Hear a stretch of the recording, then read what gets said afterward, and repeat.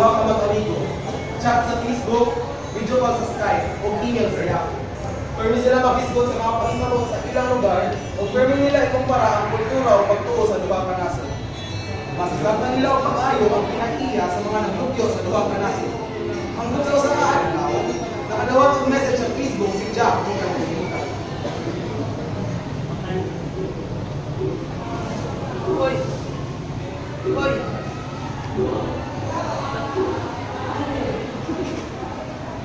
Hoy, na-message me ka si Clayton. Basahon ko sa ni.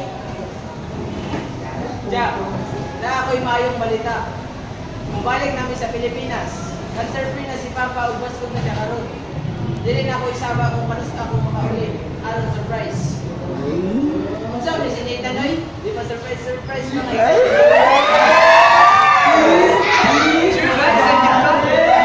Nathan, wala ka.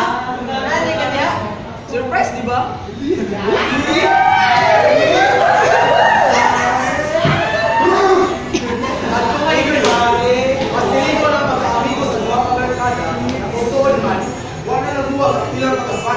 Kung mas nilingon tungkol sa social media at ang panahon na wala silitan sa Pilipinas.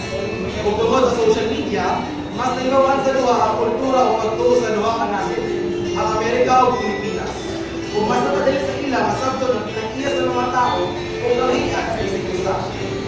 Mao kini ang presentasyon sa among grupo para sa media and information literacy combination.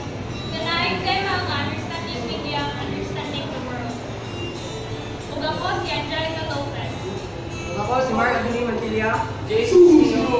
O si Evan J. Azuela, na nag-ingon, madalas salamat